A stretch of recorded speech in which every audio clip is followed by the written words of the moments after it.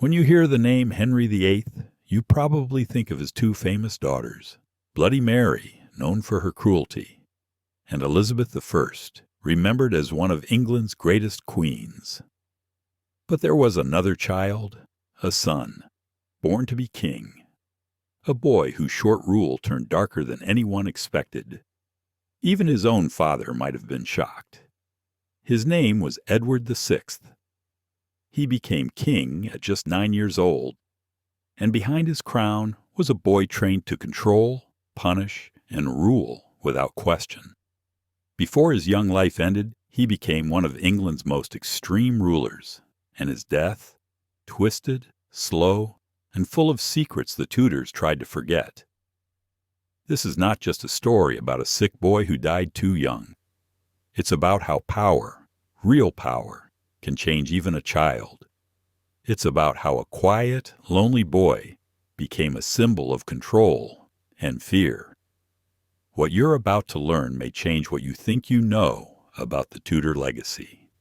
The year was 1537, and after years of trying, Henry VIII finally had what he wanted more than anything else: a son, a true heir to the throne.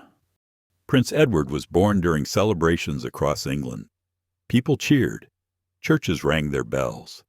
They believed this boy would save the future of the kingdom. But his birth came with a terrible price. His mother, Jane Seymour, died just 12 days later. Edward was left without her, never to know her love. That loss made Edward even more precious to Henry, and even more protected.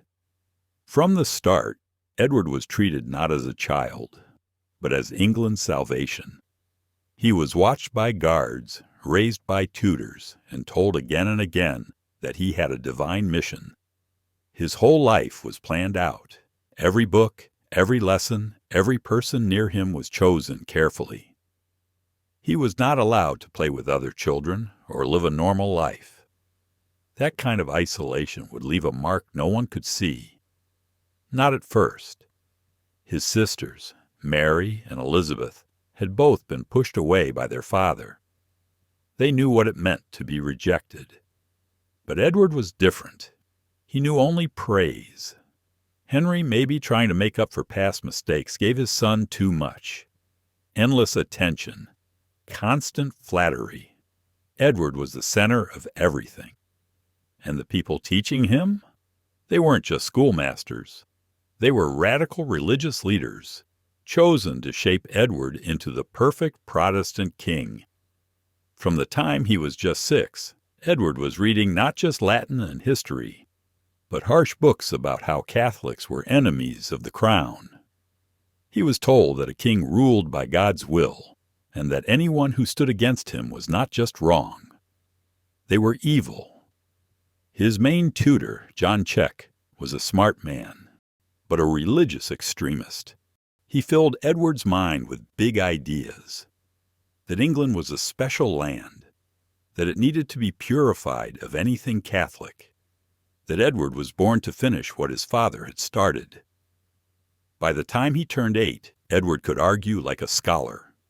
He could explain why Catholicism should be crushed, why some people, even priests, deserved death. But behind all that knowledge was a boy who had never played outside, never had a real friend, never learned kindness. Edward's mind was sharp, but his heart was empty. Edward didn't grow up like a normal boy. His world was made up of adults, tutors, guards, and servants, and they didn't play with him. They didn't laugh or joke. They obeyed him. They praised him. All day, every day, Edward was told he was special, chosen by God, born to lead. But something strange was happening. Edward could read and write like a grown-up. He understood big ideas about religion and power. But he didn't understand people. He didn't understand feelings. He never learned kindness or how to care about someone else. And when his father, Henry VIII, died in 1547, 9-year-old Edward became king. He didn't just get a crown. He got a country full of problems. England was torn apart by religion. Some people were still Catholic. Others were Protestant. Many were scared and angry. But Edward wasn't scared. He believed God had made him king for a reason, and he believed that reason was to make England pure, his way or no way at all. His father had already broken away from the Catholic Church. But Edward wanted to go even further. His tutors had taught him that all Catholics were wrong, even dangerous. So now, as king, Edward wanted to fix that, and fast. His uncle, Edward Seymour, became the leader of the council that helped rule until the king got older. At first, they tried to keep things calm. They wanted peace between Catholics and Protestants. But Edward didn't want peace. He wanted control. At council meetings, this 9-year-old boy would interrupt his adult advisors and start lecturing them about religion. He told them they were being weak, that God was watching, that no mercy should be shown. Soon, things got worse. Edward began to review death sentences himself. Yes, at just 9 or 10 years old, the boy king was deciding who should live and who should die. He talked about executions like they were schoolwork, arguing about scripture and punishments with no emotion. People at court said he sometimes smiled when signing death orders, as if he was proud of finding the perfect Bible verse to prove someone should be killed. Advisors tried to calm him down. They told him maybe some Catholic nobles should be left alone, that not everything had to change right away. But Edward wouldn't hear it. One story says he threw an inkwell at one of them, yelling, "God will punish England for such weakness." At first, people said he was just a boy having a tantrum. But soon, they realized something else. Edward wasn't just strict. He was becoming a fanatic. Worst of all, he didn't act like a child in any other way. He didn't play. He didn't laugh. He didn't want toys or games. He wanted power, and that made him more dangerous than anyone expected. Most kids at 9 years old spend their time playing with toys, running outside, or drawing pictures of animals. But Edward? He spent his free time reading about torture. He studied reports from the Spanish Inquisition, writing down notes on how people were questioned and how to make them confess. Servants later found drawings in his room, pictures of torture methods with Edward's own comments about which ones worked best. He didn't dream of riding horses or exploring castles. He dreamed about breaking people who disagreed with him. This was the boy king, raised to believe he ruled by God's will, and that no one should be shown mercy. His teachers had told him that Catholics were evil, so Edward took it seriously. Too seriously. By the time he was 10 years old, Edward was writing sermons, messages read in churches all across England. These sermons told people that all Catholic influence must be destroyed, and that anyone who showed kindness to heretics would be punished by God. Edward didn't stop at religion. If someone made a mistake in front of him, even a small one, he made sure they were publicly shamed. One time, a young servant spilled wine on his papers. Edward ordered him to stand in the castle courtyard for hours while other courtiers threw rotten food at him. People watched. And Edward? He watched too, smiling and taking notes about the boy's reactions. His journal from this time is disturbing. Edward wrote about people suffering the same way someone might talk about the weather. He didn't write with sadness. He didn't show any feeling at all. Just cold words. Once, a kitchen maid was punished after being caught saying a Catholic prayer. She was beaten so badly, she later died. Edward's only note?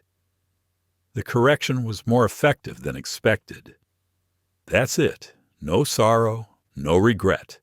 just a cold line in a notebook. Even his own family didn't matter to him anymore. Edward had grown up with his sisters, Mary and Elizabeth. But as king, he didn't treat them like family. He saw them as political tools. Mary was a Catholic, so to Edward she was a threat. Elizabeth was Protestant, so slightly better, but still watched carefully. Family didn't mean love to Edward, it meant strategy. And if someone stood in his way, even a sister, he would find a way to bring them down. Edward wasn't fooled by kind words. When his uncle, Thomas Seymour, tried to win his trust with gifts and smiles, Edward didn't feel warm or thankful. He felt suspicious. He believed Thomas was trying to control him. So when Thomas was arrested for treason, Edward didn't defend him. He supported the execution. And when the day came, Edward watched from the window as his uncle was dragged to the scaffold.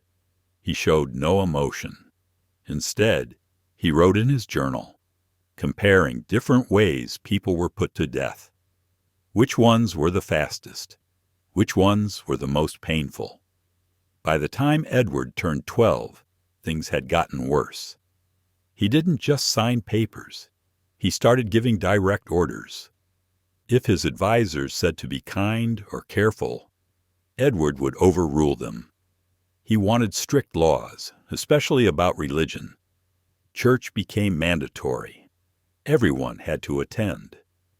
People who didn't go, or who worshipped in the wrong way, were punished. Edward built a network of spies. Neighbors were told to watch each other. Children were given rewards for reporting their own parents. He wanted to know what people prayed, what they believed, even what they thought. If someone broke the rules, they could be shamed, jailed, or even executed. Edward read every case himself. He would often say that the punishment wasn't harsh enough and make it worse. He even created something like a thought police, encouraging people to accuse anyone with Catholic beliefs. He liked reading the reports. Sometimes he would call the accusers into court, so he could hear all the juicy details. Edward made sure people were terrified to speak freely. The castle was full of fear, because in Edward's world, mercy was weakness. Even worse, Edward invented new ways to punish people. When a Catholic priest refused to change his faith, Edward made him walk through the streets with a sign that read, "Enemy of Christ." Children threw rocks at him. Edward watched it all from his palace window, smiling. Then he told his secretary to write down the man's reactions. And when it came to family, Edward had no love left. He hated his sister Mary, calling her names like bastard and enemy of Christ. He didn't see her as a sister. He saw her as a threat. He wanted to erase her from the royal line, even dreamed of having her burned at the stake for her Catholic faith. Some of his advisors were disturbed. Even the most extreme Protestants worried that Edward had gone too far. But Edward didn't care. He spent hours planning how to make his sister disappear, as if she were just another heretic to remove. Edward's anger grew stronger each time someone said Mary's name. He would stomp away to his room and write page after page about why she should never be queen. In those papers, he wrote out plans, how she would be arrested, what crime she'd be charged with, even what her confession should say. He imagined forcing her to give up her faith and admit she wasn't truly a princess. Then, and only then, he'd allow her to be beheaded instead of burned. Yes, he wrote that himself, a 15-year-old boy, carefully planning his own sister's death. Some of these letters still exist today. They show a mind that had lost all care for family or kindness. All that mattered to Edward now was control. He treated his other sister, Elizabeth, a little better. She was Protestant, and that made her useful. But still, he didn't care about her happiness. He only cared who she would marry and how it could help his religious plans. He saw his sister like a game piece, not a person. And it wasn't just his family. Edward treated everyone around him, nobles, servants, even close friends, like tools for his Protestant mission. If someone didn't agree with him 100%, gone. Even loyal advisors were fired or punished if they weren't strict enough. Then came the sickness. In early 1553, Edward began to feel very ill. His skin turned pale. He coughed all the time. People thought the king might die soon. But instead of softening, Edward became even crueler. He didn't fear death. He feared losing control. He knew that if Mary became queen, she'd bring back Catholicism. And that thought terrified him. Edward's journals and speeches from those months became wild and angry. He said things like, "If I must die, let me take every Catholic with me." At times, the doctors thought he was just raving from a fever. But in his clear moments, Edward made it known. He meant every word. He met in secret with Protestant leaders. He helped plan a new path, one where Mary and Elizabeth would be removed, and a new queen crowned in their place, Lady Jane Grey, a Protestant cousin he thought he could control. Edward worked side by side with John Dudley, a powerful noble. Together, they came up with a plan that would arrest or kill both his sisters, seize land from Catholic families, create a new religious police, and wipe out Catholicism from England completely. Edward, weak, coughing, and fading, still spent hours crafting rules, speeches, and laws. He didn't care that he was dying. He only cared that his dream of a pure Protestant England lived on. In the final weeks of his life, Edward was still making lists. Lists of Catholics to be arrested, lands to be taken, new rules for his perfect Protestant kingdom. Even though his handwriting was shaky, he kept writing, page after page, not about peace, but about punishment. The boy who had once looked small and quiet had become the center of a dark plan. A plan so extreme, it made the Spanish Inquisition look merciful by comparison. But then, something happened. Something cruel. Edward's own body began to fall apart. Some say it was tuberculosis. Others think his doctors gave him arsenic by mistake, trying to heal him. Whatever it was, the poison didn't just kill him. It made his final days horrifying. He couldn't breathe well. His skin turned green. His hair and fingernails fell out. He screamed through the nights, and when he was awake, he ranted about burning heretics and cleansing England. The people around him said it was like watching his own hate eat him alive. Edward thought he was having visions from God, but really he was having hallucinations. And yet, he was still sharp enough to know he was dying. He didn't ask for forgiveness. He didn't tell his sisters he loved them. He didn't say goodbye. Instead, he whispered orders. "Finish what we started, even after I'm gone." The boy king's last moments were not peaceful. He cursed his sister Mary. He begged God to stop her from becoming queen. And when he finally died on July 6, 1553, the palace fell into a strange silence.